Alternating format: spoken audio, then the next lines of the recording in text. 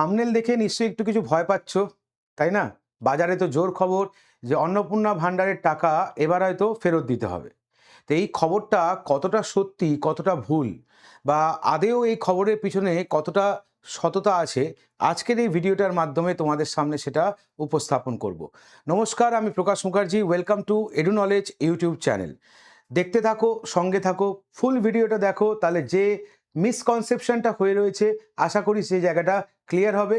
এবং যদি ভবিষ্যতে তোমাকে এই পদক্ষেপের মধ্যে দিয়ে যেতে হয় যে টাকা ফেরত দিতে হবে, তাহলে তোমার কি করণীয় সেটাও আজকের ভিডিওতে অবশ্যই বলবো। তার আগে একটুখানি বলে নেওয়া দরকার, আমাদের এডু নলেজ যে চ্যানেলটা রয়েছে, ইউটিউব চ্যানেল, যারা এখনো পর্যন্ত এটা সাবস্ক্রাইব করনি তারা সাবস্ক্রাইব করে নাও। এটা একটা ফ্রি প্ল্যাটফর্ম। সব ধরনের পরীক্ষা আমরা ক্যাডার করে থাকি।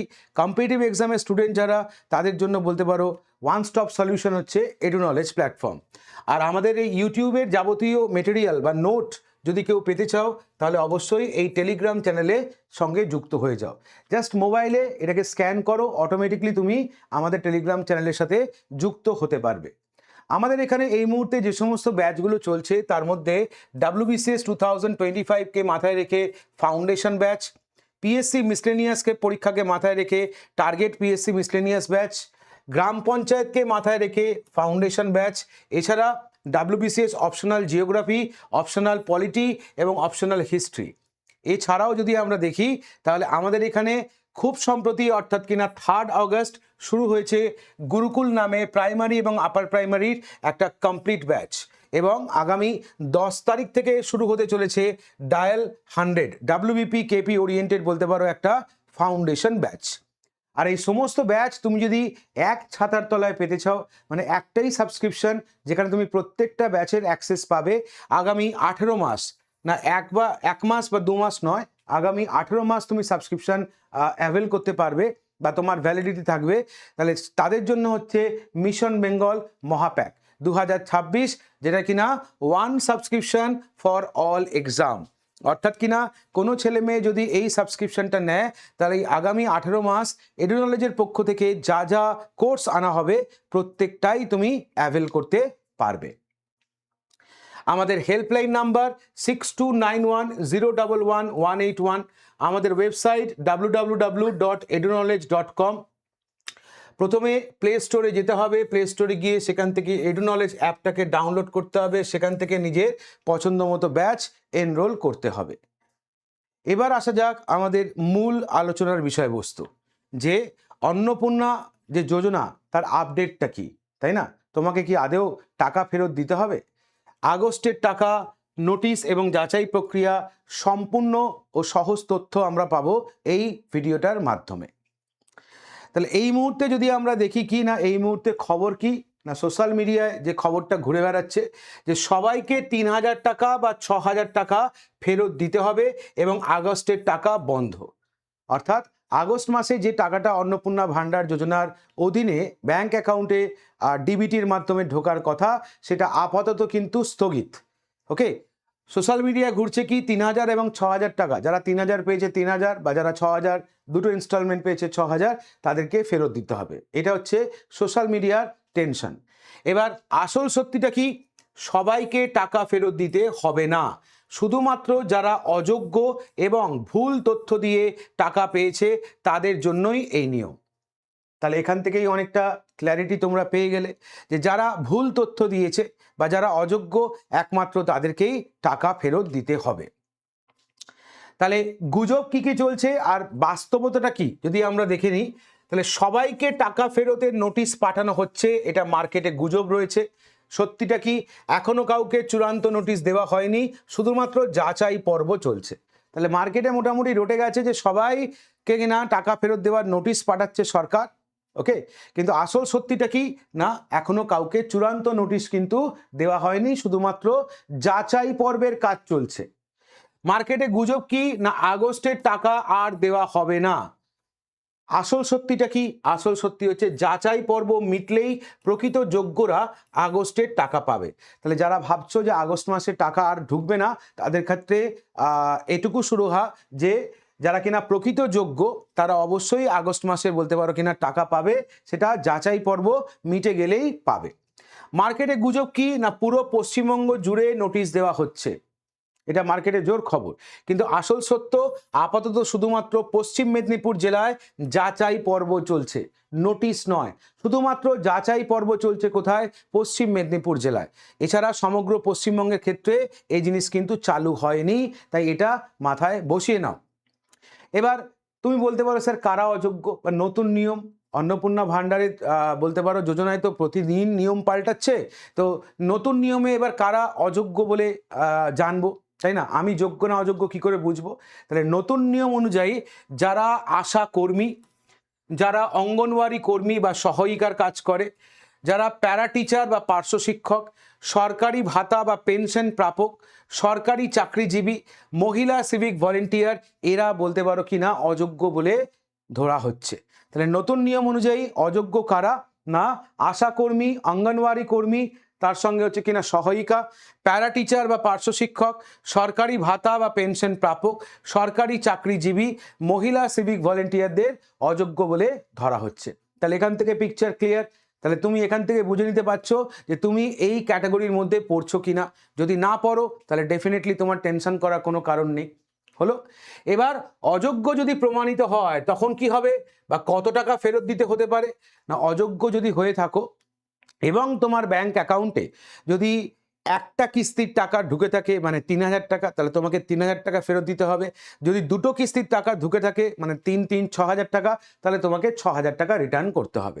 তাহলে যদি কেউ একটা কিস্তি পেয়ে থাকে তাহলে ৩,০০০ টাকা, যদি কেউ দুটো কিস্তি পেয়ে থাকে তাহলে তাকে ৬,০০০ টাকা রিটার্ন করতে হবে। শুধুমাত্র যে পরিমাণ টাকা ভুলভাবে বা মিথ্যা তথ্যের উপর ভিত্তি করে পাওয়া গেছে সেই ততটাই ফেরতযোগ্য। অর্থাৎ হতে পারে যে সরকারের তরফ থেকে হয়তো কোনো রকম মিসকমিউনিকেশন হয়েছে বা তুমি হয়তো কোনো ভুল তথ্য দিয়েছো যার জন্য হয়তো তুমি টাকা পেয়েছো, তাহলে যে পরিমাণ টাকা তুমি পেয়েছো একমাত্র সেটাই তোমাকে ফেরত দিতে হবে। এবার যাচাই পর্ব বা ভেরিফিকেশন কিভাবে হবে, তাই না, বা কিভাবে হচ্ছে সেটা আমাদের দেখে নেওয়া দরকার।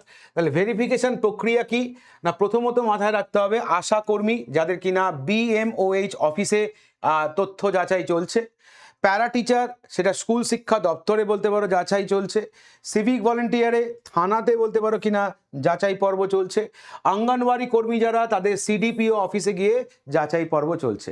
আর সেটা আধার কার্ডকে ভিত্তি করে, তাহলে তথ্য যাচাইয়ের মূল ভিত্তি হচ্ছে আধার কার্ড।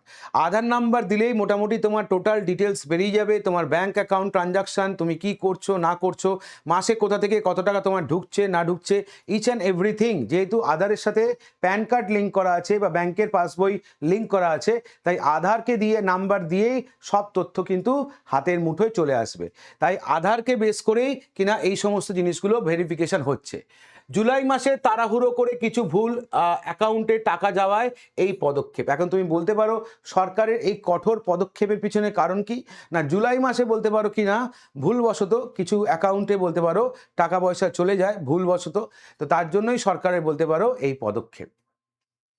এবার তুমি প্রশ্ন করতে পারো স্যার তাহলে যে মার্কেটে খবর রয়েছে যে সারা পশ্চিমবঙ্গ জুড়ে এই নোটিশ জারি করা হচ্ছে সরকারিভাবে, না এই তথ্যটাও ঠিক নয়। কোথায় চলছে এই অযোগ্যদের তালিকা তৈরির কাজ?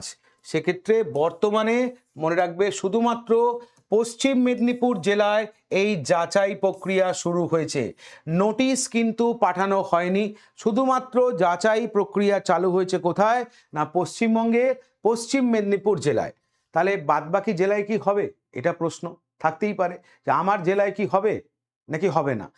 ভবিষ্যতে ধীরে ধীরে সমগ্র পশ্চিমবঙ্গে এই যে যাচাই প্রক্রিয়া শুরু হতে পারে। তাহলে এটা আস্তে আস্তে বলতে পারো কি না সমগ্র পশ্চিমবঙ্গেই এই যাচাই প্রক্রিয়া শুরু হবার কথা রয়েছে। স্টার্টিং হয়েছে কোথা থেকে? স্টার্টিং হয়েছে আমাদের পশ্চিম মেদিনীপুর জেলা থেকে। এবার সব থেকে বেশি ভাইটাল যেটা, ধরো আমার সরকারি নোটিশ এলো, আমার নামে সরকারি নোটিশ এলো, তাহলে সেক্ষেত্রে আমার কি করণীয়? আমি তো টেনশনে পড়ে যাব, কিভাবে টাকা ফেরত দেব, কিভাবে এটা হবে। হ্যাঁ, তাহলে তো আমার সরকার আমার কাছ থেকে টাকা পয়সাটা কিভাবে নেবে, তাই না? খুব বড় প্রশ্ন, টেনশনের ব্যাপার। তাহলে সেক্ষেত্রে যদি সরকারি নোটিশ আসে তোমার করণীয় কি? প্রথমত হচ্ছে কি না শান্ত থাকো, ডিপ ব্রিদিং নাও, ঠিক আছে?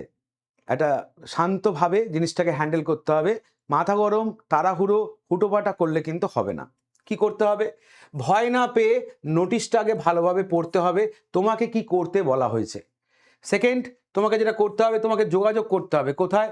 প্রয়োজন হলে ব্লক অফিস বা মিউনিসিপ্যালিটি অফিসে সরকারি দপ্তরের সাথে কথা বলতে হবে। হলো? কিন্তু এর মাঝখান থেকে তোমাকে আরেকটা জিনিসও খেয়াল রাখতে হবে, এই সুযোগে অনেকে আছে বা অনেক দালাল চক্র আছে যারা কিনা সক্রিয়। তারা কিন্তু তোমার কাছ থেকে বেমালুম বলতে পারো এই ইস্যুকে কেন্দ্র করে টাকা পয়সা হাতিয়ে নিতে পারে। সেই জায়গাটা কিন্তু খেয়াল রাখতে হবে। কোনো দালাল চক্র বা সোশ্যাল মিডিয়ার গুজবে একদম কান দেবে না। তোমার করণীয় কি? না, প্রথম করণীয় নোটিশটা ভালো করে পড়া। দ্বিতীয় করণীয় কি? তুমি যদি মিউনিসিপ্যালিটি জায়গায় বসবাস করো তাহলে সেখানে সরকারি দপ্তরে যোগাযোগ করা, অথবা গ্রাম স্তরে তুমি যদি বসবাস করো তাহলে ডাইরেক্ট ব্লক অফিসে গিয়ে তোমার কথা বলা।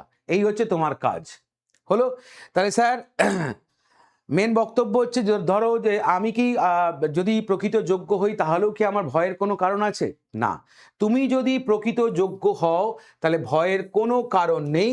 সরকারি যাচাই প্রক্রিয়া শেষ হওয়া পর্যন্ত নিশ্চিন্তে অপেক্ষা করো। প্রকৃত যোগ্যরা অ্যাকাউন্ট নিয়ম মেনেই টাকা আসবে। চূড়ান্ত সরকারি ঘোষণার আগে কোনো গুজবে বিভ্রান্ত হবে না। বোঝা গেল? তাহলে তোমার করণীয় কি? না, সরকারি যাচাই প্রক্রিয়া শেষ হওয়া পর্যন্ত ওয়েট করা। প্রকৃত যোগ্যদের অ্যাকাউন্টে নিয়ম মেনেই টাকা আসবে। আর চূড়ান্ত সরকারি ঘোষণার আগে কোনো গুজবে বিভ্রান্ত হবে না। এই হচ্ছে তোমার কাজ। তাহলে এই ছিল বলতে পারো অন্নপূর্ণা ভান্ডার নিয়ে লেটেস্ট আপডেট। তো যারা এই ধরনের সমস্যায় পড়বে বা যারা অলরেডি পড়েছো তাদের এই করণীয়, আর যারা যোগ্য তাদের অ্যাকাউন্টে টাকা আসবে। একটুখানি ধৈর্য ধরতে হবে, যাচাই পর্ব প্রক্রিয়া কমপ্লিট হলেই সরকারের তরফ থেকে তোমার অ্যাকাউন্টে টাকা অটোমেটিক চলে আসবে। কেমন লাগলো ভিডিওটা অবশ্যই কিনা কমেন্ট করে জানাবে। এই ধরনের ইনফরমেটিভ ভিডিও দেখার জন্য অবশ্যই এডুনলেজ চ্যানেলটাকে সাবস্ক্রাইব করে নাও। Thank you.